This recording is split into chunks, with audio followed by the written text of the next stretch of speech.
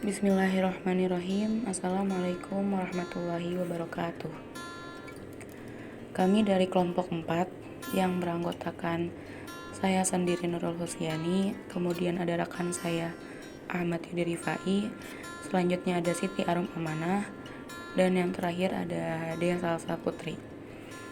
Kami akan sedikit menjelaskan tentang materi semiotika yang berjudul Teori dan Aplikasi Semiotika Michael Rivater. Langsung saja ke pemateri pertama, yaitu saya sendiri.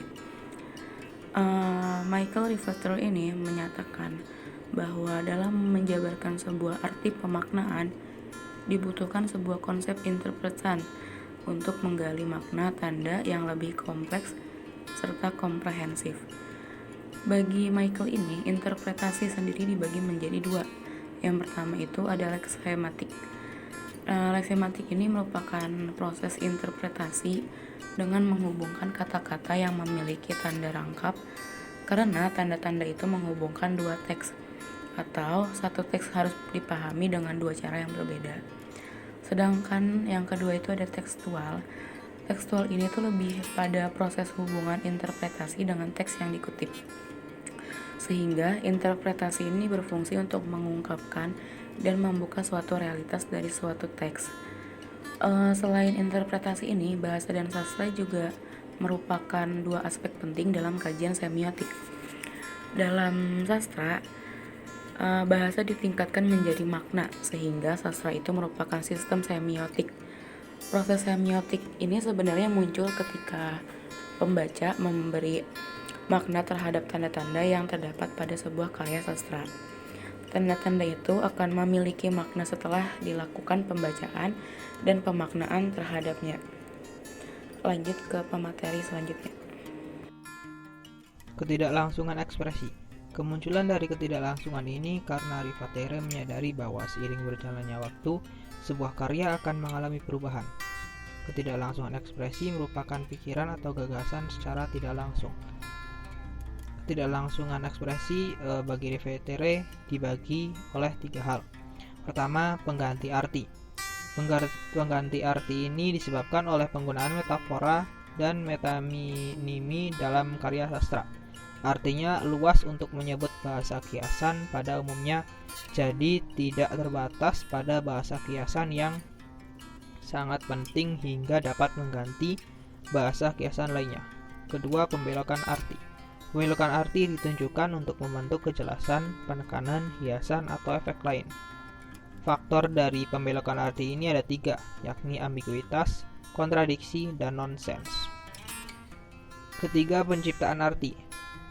Penciptaan arti ditimbulkan melalui enjavement, hologue, dan tipografi. Penciptaan arti ini merupakan konvensi kepuitisan yang berupa bentuk visual yang secara linguistik tidak mempunyai arti, tetapi menimbulkan makna di dalam puisi.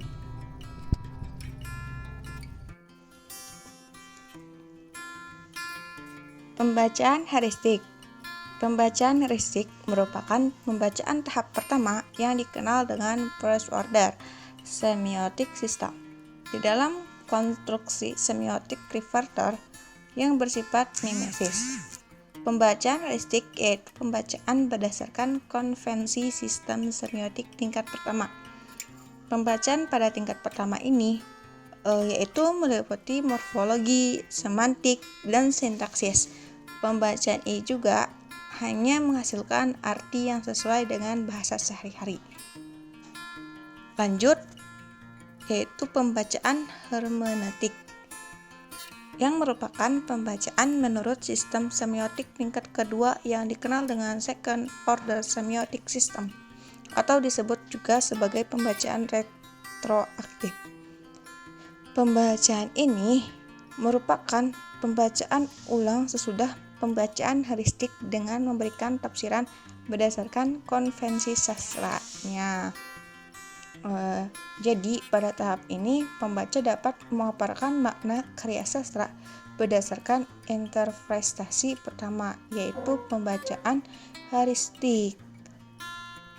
Dari hasil pembacaan yang pertama, pembaca harus bergerak jauh lebih untuk memperoleh kesatuan makna. Karena bahasa mempunyai sistem dan konvensi tersendiri.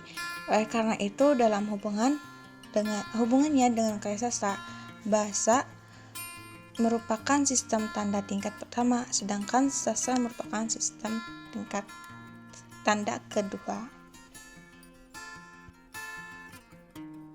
Prinsip intekstualitas. Prinsip intekstualitas oleh Riva Tere dipahami sebagai prinsip hubungan antar teks, sehingga teks tidak terlepas dari teks yang lainnya. Dalam artian, karya sastra tidak lahir dalam situasi kosong dan tidak terlepas dari sejarah sastra. Karena untuk memberi makna suatu karya sastra, maka prinsip kesejarahan harus diperhatikan. Teks secara umum adalah dunia semesta ini, berarti bukan hanya teks tertulis atau lisan saja, melainkan adat istiadat, kebudayaan, film, drama, dan sebagainya itu pun secara umum adalah teks. Karya sastra yang menjadi latar penciptaan karya sastra ini oleh Riva Tere disebut hipogram. Selanjutnya, matriks dan model.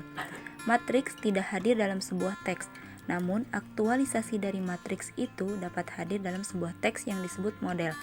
Matriks itulah yang akhirnya memberikan pemaknaan dan kesatuan sebuah sajak. Hal ini senada dengan konsep yang dikemukakan oleh Indra Stuti bahwa matriks merupakan konsep abstrak yang tidak pernah teraktualisasi. Konsep ini dapat dirangkum dalam satu kata atau frase. Sekian dari kami, kurang dan lebihnya mohon dimaafkan. Wabillahi taufiq wal hidayah. Wassalamualaikum warahmatullahi wabarakatuh.